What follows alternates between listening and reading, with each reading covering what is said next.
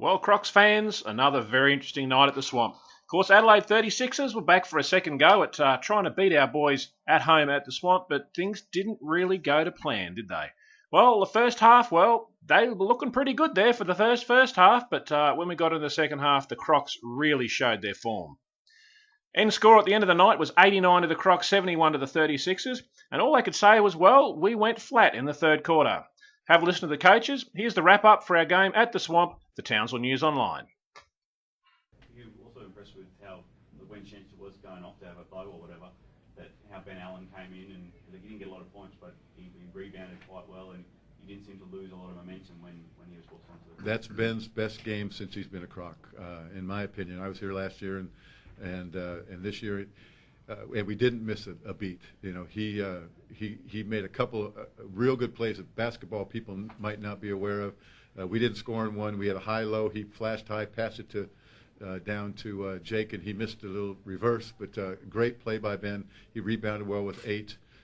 He got after it. He was physical, and I think he proved a lot to him. For you this weekend, it's sort of like been a flick of a switch. All of a sudden, those shots that weren't dropping are dropping. How good does that feel finally? Yeah, it is a good feeling. You know, like we've talked about before, I've just tried to be patient with it. And I think after the Perth game, getting touched up a little bit, and you kind of do a bit of soul searching, and actually something that Paul said during the week as well, which probably doesn't even realise, just during practice, he just kind of mentioned that just that first move, I kind of been shying away from the contact, and I kind of looked at some tape at some of my moves and what I've been doing, and looked like I was just kind of favouring that hip a little bit without even realising it. Bit of a subconscious thing going on there. So I just kind of had a bit more of a mindset just to take that first hit and kind of make that first move more aggressive, and just kind of had that more aggressive mindset, and just forget about the hip, and just trust that I've done all the work to get it strong and just go at it, and it's worked out pretty well. You overall just looked like, particularly tonight, physically more confident. You got after loose balls on the ground, and that's the thing. Maybe a couple of weeks ago you wouldn't have had the confidence to do that. Yeah, I think it was. I didn't realise I was doing it actually, but it was a bit of a subconscious thing about just kind of nursing that hip a little bit, and even talking to the physio, he kind of said this week that he feels like, that I'm looking really strong with all my exercises and everything that I'm doing, and I think everything kind of came together, and I think it was a bit of a moment there where I was just like, well, screw this, I just got to go for it, and it's it's going well. How did it feel out there for you guys? Just overall, I mean, obviously that first half was a little bit slower than you guys would like. Yeah, I mean, we can't start games like that. I think I don't know what it is. We have to figure out what we need to do. I think Cairns got away from us at the start as well. So yeah, we just have to figure out that starting group. We have to come out aggressive and hard, and it's all about our defence. We have to be switched on from the jump ball, and we'll work on that, and we have to improve. Maybe I just have to yell at you before the game starts. I think so. That might help. Yeah. Instead of at halftime. Yeah. Start that way. Talking about Danny, good to know that when you go off, he's stepping up a bit more now. Oh, absolutely. It was just great. Even on the bench in the first half, he was just giving me positive, reinforcement the whole time, and then for him to come out and just do what he did out there, it's just great. I mean, he did exactly what he needs to do. Just be physical, bang bodies. Made some great plays, grabbed rebounds. It was great to see.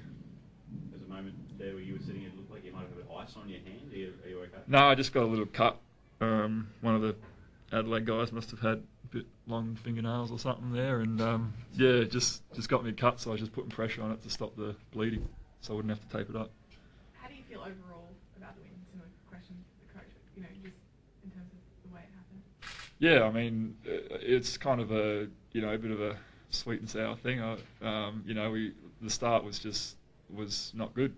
We can't start like that, and we can't. We're obviously happy that we won, and we'll be positive about that. But we also got to look at that start, and we've got to go back and we've got to learn from it, and we've got work to do. We can't just sit in our laurels.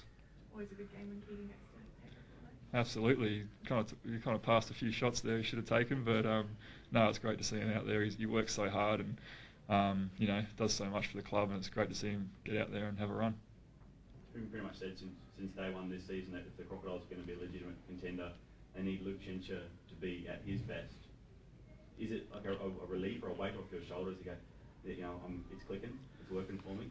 A little bit, I guess, but like I've said, like I wasn't, just talking crap. I really knew that, I just had to be patient, and I knew that I had to keep doing the work and had to keep. And at the same time, against Cairns, I think I had 2 or 3 rebounds. There's a lot of work there I need to do. Even tonight, 7 rebounds, but I want to get that up to double figures, and definitely not there yet. Definitely still got a long way to go. And it's just constant steps, and just got to keep doing all the things I need to do. Yeah, certainly a really good first half. But I guess when the intensity and the physicality of the game moved up a level, we struggled with that. We didn't move the ball well enough, and we took poor shots. Generally means you're not going to win games. As a 3 points in those 3-point shots in the first half, really got you guys going well. Yeah, because the ball moved. It moved up and down the floor, and it moved across the floor, and guys were open and took good shots. And that's where we are as a playing unit, I guess, is that when things go well, it's easy to play well. When the opposition bogs it down, and as I said, it just gets more physical with you. Can you move up a level? And that's what finals basketball is. And we're clearly not ready to play at that level. So you just need your boys to be a bit tougher? Absolutely, yeah. And that was the message after the game. Toughness isn't about being physical as a sense. It's how much physical contact and how much physical nature play you can absorb. And that's a real tough player. It's easy to deal it out, but you've actually got to be able to take it and finish the plays and not turn it over and make shots that you might thought you were fouled on or not fouled. In the long run, toughness is actually getting the job done. Do you feel like those couple of unsportsmanlikes that went back and forth were kind of a turning point for Townsville? They seem to kind of rank it up from there? Yeah, maybe, but no, not really. I just think they came out at half-time with a little bit different mindset, and maybe that's what led to the unsportsmanlike. But yeah, I don't know. I'd have to have a look and see. A lot more deadlier Luke Shencher than last time. Yeah, he's obviously moving much better than what he was last time, and I also think they got him the ball. He did a better job of getting the ball where he wanted it, where he can just go straight into a move without having to try and pound the ball on the floor to get to his move. So from our end, we just didn't pressure the ball enough to stop it going in there. And once he catches it down there, it's hard to stop. What are the positives you take out of this for you guys? Oh, clearly the first half. I thought our ball movement was really, really good in the first half. Probably as good as it's been all year. To be able to spring guys open for shots, I thought we were, obviously came out with real energy and tight as a group. So if we watch the first half and watch the second half, it'd be like watching 2 different games. Obviously Perth and New Zealand are sort of streets ahead of everyone at the moment, but do you think with the Crocodiles getting Shencher back into some sort of form, does that put them anywhere near the mix, do you think?